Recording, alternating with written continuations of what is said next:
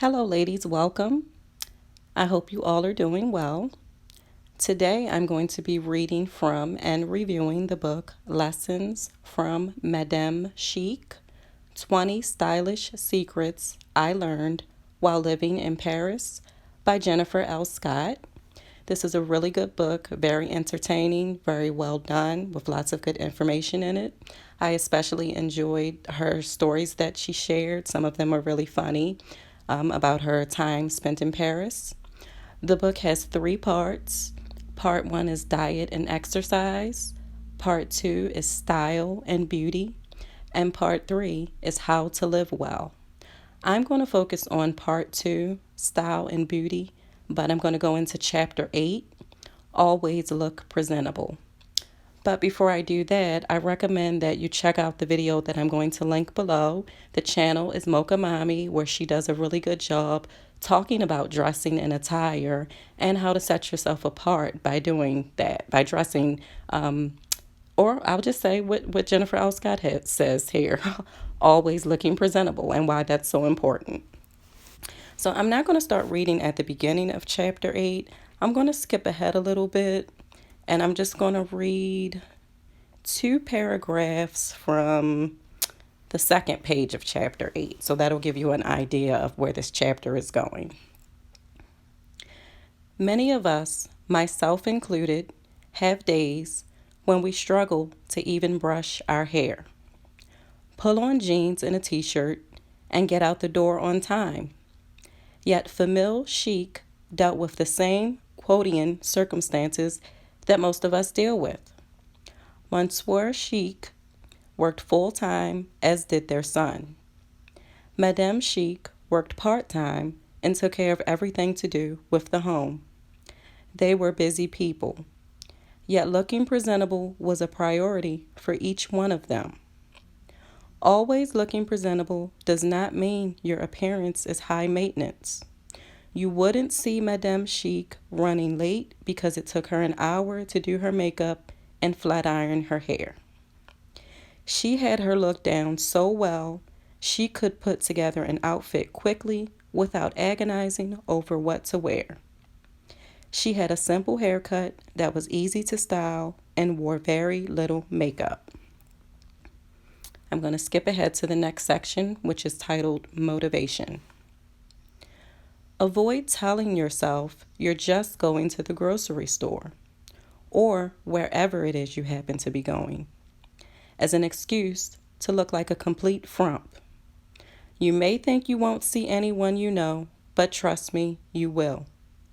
You'll see your ex-lover and your frenemy. We've all been in those situations where we are out in public looking less than ideal and happen to run into someone important in our lives. When this happens to me, I can barely focus on the impromptu conversation because I'm so mad at myself for looking like a schlumpadinka. That's a new word. I have a mysterious neighbor who lives up the street and whom we'll get to know better in the chapter Cultivate an Air of Mystery. Because I live in a townhome, I have to take my dog, Gatsby, out several times a day for potty breaks. Walkies can occur during inconvenient moments when I happen to have just woken up or am about to go to sleep. On occasion, I admit to walking the dog outside in my pajamas, which I normally try to cover up by wearing a coat. I generally aim to look presentable on walkies, but on the occasions when I don't, I always invariably and without exception run into my mysterious neighbor. It is an extension of Murphy's Law. It happened just the other day.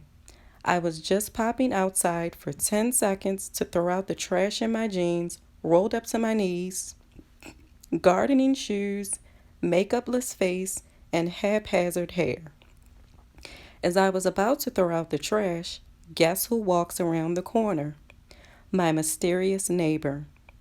Now I can see why Madame Chic applied lipstick and tied her silk scarf around her neck even when she was popping down to the corner for a store for a baguette. You never know who you'll run into. Even if you don't see someone you know, You should want to look good for yourself. Whenever I see a well dressed and well groomed stranger, I am immediately intrigued. Just spotting such a person is enough to brighten my day. Every now and then in Santa Monica, I see a man wearing something similar to what many Frenchmen wear: press button down shirt, blazer, tailored trousers or jeans, and buttery loafers. His hair is cut, his face shaved, and his sunglasses are on.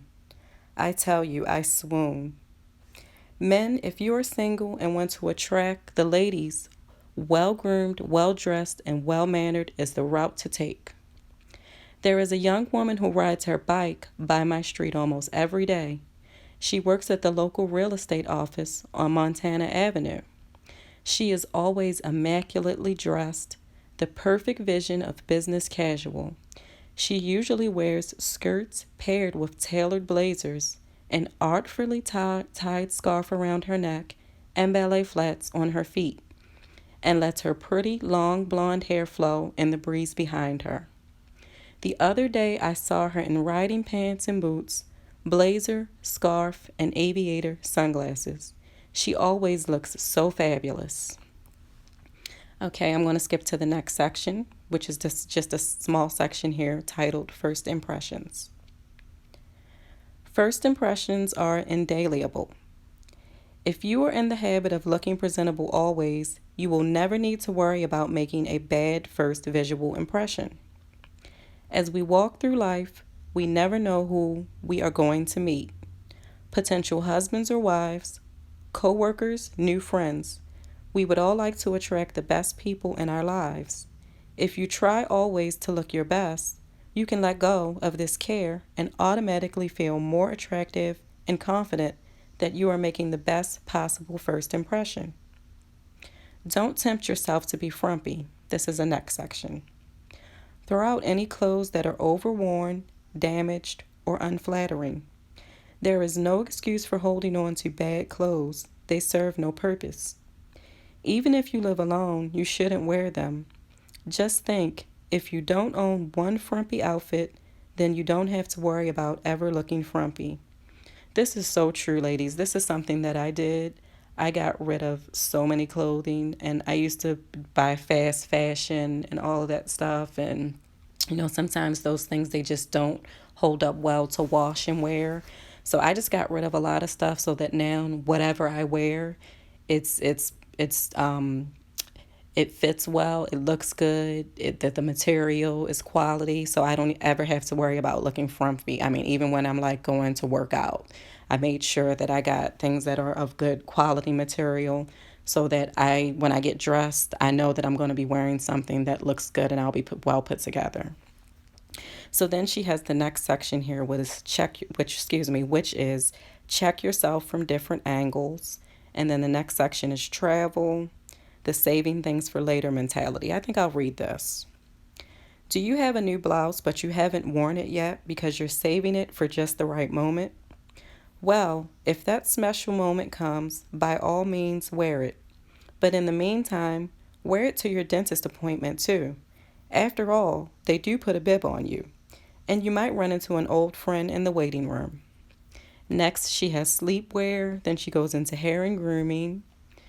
She does a section here where she tells a story about a Parisian window washer. I'm not going to give that away.